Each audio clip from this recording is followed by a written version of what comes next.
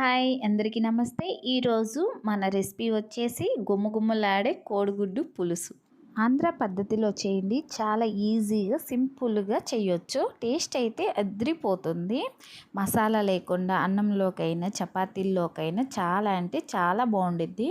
కోడిగుడ్డు పులుసు ఇలా చేస్తే రుచి అయితే మామూలుగా ఉండదు. ఆహా అనాల్సిందే, అంత బాగుంటుందన్నమాట. ముందుగా మన ఛానల్ చూస్తున్న వాళ్ళు ఇలాంటి ఫుడ్ వీడియోస్ కోసం మా ఛానల్ని తప్పకుండా సబ్స్క్రైబ్ చేయటం అస్సలు మర్చిపోకండి. Please subscribe. ముందుగా ఎగ్స్ని ఉడకబెట్టుకోవాలి. ఇలా ఉడకబెట్టుకున్న తర్వాత ఇలాగా ఘాటు పెట్టుకోవాలి. ఒక కడాయి పెట్టుకొని అందులో 2 స్పూన్స్ వరకు ఆయిల్ వేసి బాయిల్ చేసిన ఎగ్స్ని అందులో వేసి ఫ్రై చేసుకోవాలి. ఫ్రై అయిన తర్వాత ఒక ప్లేట్లోకి తీసేసుకోవాలి. కోడిగుడ్లను ఇలాగా ఫ్రై చేసుకోవాలి. ముందుగా అందులోని 2 స్పూన్స్ వరకు ఆయిల్ వేసి పోపు దినుసులు సన్నగా కట్ చేసుకున్న ఆనియన్ వేసేసుకోవాలి.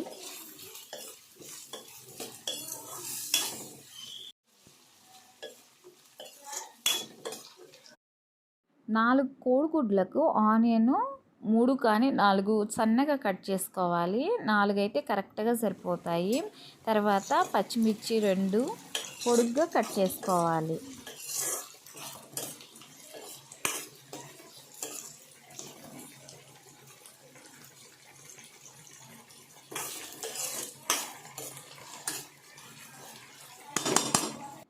తర్వాత కరివేపాకు వేసుకొని మొత్తం బాగా కలపాలి. కరివేపాకు వేసిన తర్వాత 5 నిమిషాల వరకు ఇలాగా కలుపుతూ ఉండాలి.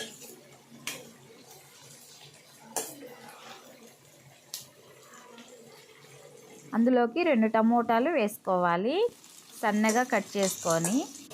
ఇందులోకి గ్రేవీ ఎక్కువ కావాలంటే ఇంకో 2 టమోటాలు కట్ చేసుకొని వేసుకోవాలి. చపాతీలోకి అయితే చాలా బాగుంటుంది గ్రేవీ.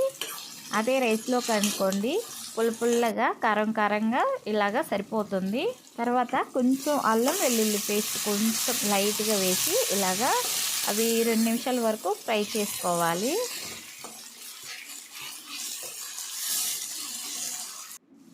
రెండు స్పూన్ల వరకు కారం, 1/2 స్పూన్ పసుపు, రుచికి సరిపోయినంత సాల్ట్ వేసి మొత్తం బాగా కలుపుకోవాలి.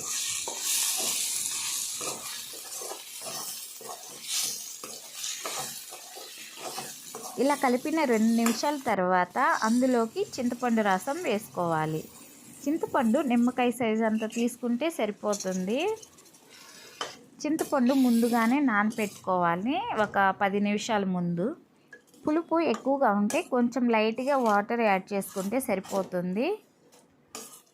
2 నిమిషాలు ఉడికిన తర్వాత అందులోకి మసాలా పౌడర్ 1 స్పూన్ వేసి మొత్తం బాగా కలుపుకోవాలి. ఇలా కలిపిన తర్వాత కోడిగుడ్లను అందులో వేసేసుకోవాలి. కోడిగుడ్లు వేసిన తర్వాత ఇలాగా కలపాలి.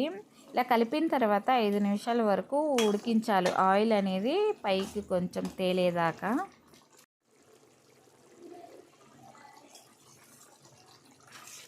లాస్ట్లో కొంచెం కొత్తిమీర వేసుకొని స్టవ్ ఆఫ్ చేసుకోవాలి.